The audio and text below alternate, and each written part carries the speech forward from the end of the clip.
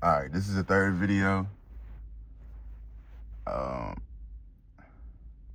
thought I was gonna be doing these like every 3 days, but I guess not. I actually was making one a few days ago. I was walking home and it was just really windy. It was about the gym and everything. I had just came out of the gym and it was fresh on my mind. But I'm just gonna save that for another time and put that on the back burner for right now. Because I think there's something a little bit more important and something that has been on my mind lately. And something that one of the guys that I've just met, which I'm just gonna call him a mentor because that's what it feels like. That's what's kind of going on. I feel like this is kind of a mentorship, and I think that's what it is. This is in general. And he actually watches this, so hey Justin. but but I really wanted to speak on that. If you want to make money and create value in this world, you need to listen to what people have problems with, and you need to listen to people's problems. Now, I'm not saying, let's say Johnny and his girlfriend are having marital problems. You should sit there and listen to that. You can. And don't get me wrong, you could definitely make money off of that. Marriage counseling, people have heard of that. Couple counseling, all that, So there's definitely an industry for it, and there's a marketplace for it. But I'm not trying to say that you just need to go and sit with people. Well, you kind of do. It's crazy. I never even thought about it from that point of view. But what I'm trying to get at is don't just hang around negative people, man. Always complaining, A lot of people be complaining for no reason sometimes. But, like, what I mean is you want to listen for genuine pain points and problems. Like when I was getting a haircut today, my barber, pretty cool dude, me and him always speak.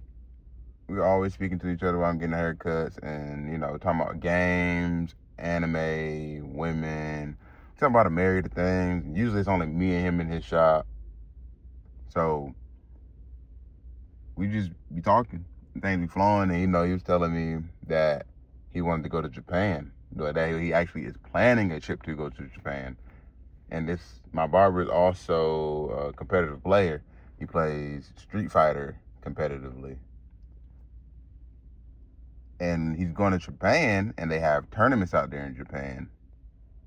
And he was thinking about joining one of the things, but he was like, his controller that he uses is it's a certain kind of controller. If you ever played Street Fighter before and you played on the arcade machines, it's kind of like that, but a smaller version of it, of course.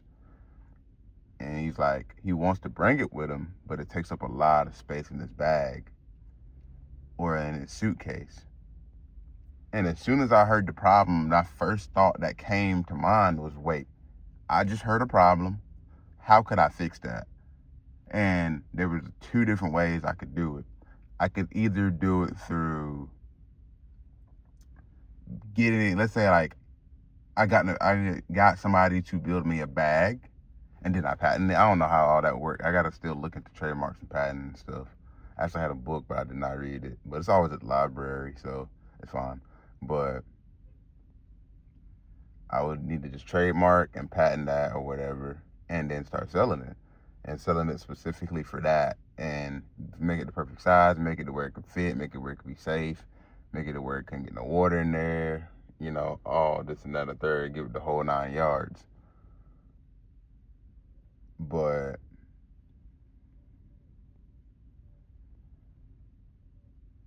what I was coming to was I started to think of, like, I was thinking of solutions. And that wasn't the only solution, of course. I was thinking about I could make my own brand of those gaming pads, or you can just necessarily say controller, but it's really just a game pad.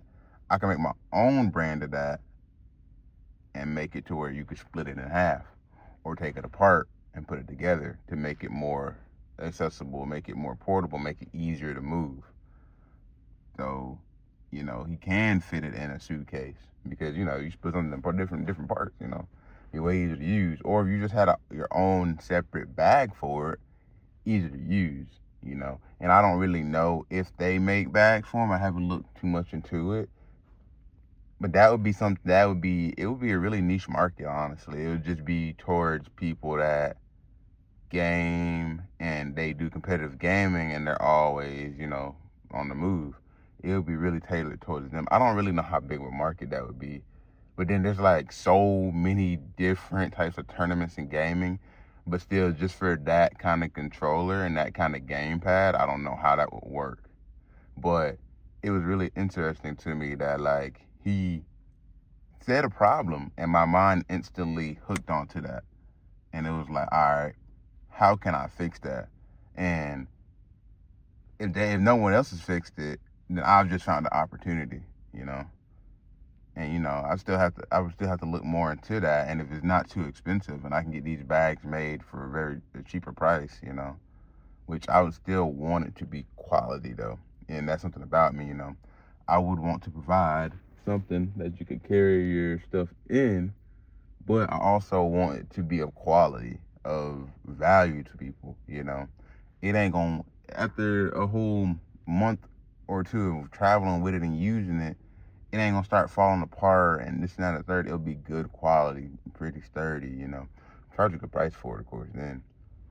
But it ain't all about the money. It's about providing value, and through providing value, the money will come, Because as I explained in another video, money is just a representation of the value that you provide.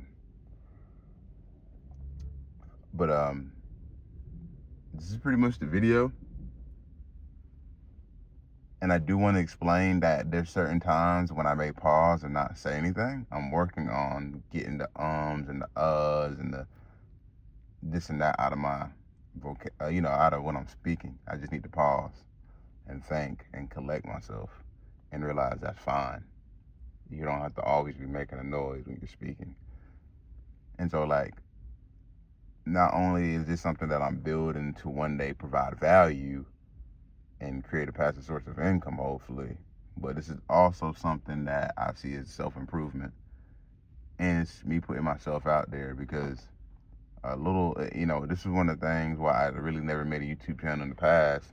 What do people think about me? The way I sound, or I'm not talking properly, I'm not making the perfect video. All that was in the way, but now I'm starting to see that you just got to start and all the rest will come later. And I remember when I started my business, the first business I ever started, it was just like that. And it wasn't perfect at the start. We were actually talking about cleaning windows, and it turned into car detailing by the end of it. We had a really good name and stuff. I'm not gonna go too deep into that, which I think we could have made a killing if I would have been thinking back then who really needed car detailing, bro. We would have went to car shows. Oh my God. It'll crazy, but oh well. So you live and you learn, and it's fun. It was fun. I was like, having that business, dude, and going out and meeting people and going out and seeing new things and going out and do things I had never done before.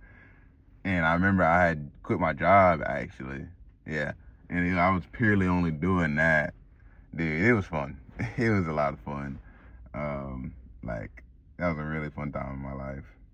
It was, dude, crazy fun. But I'm at work. I'm gonna have to go to work, and this is a damn 9-minute video, so I'm gonna end it here. Thank you for viewing, and I'll catch you next time, guys.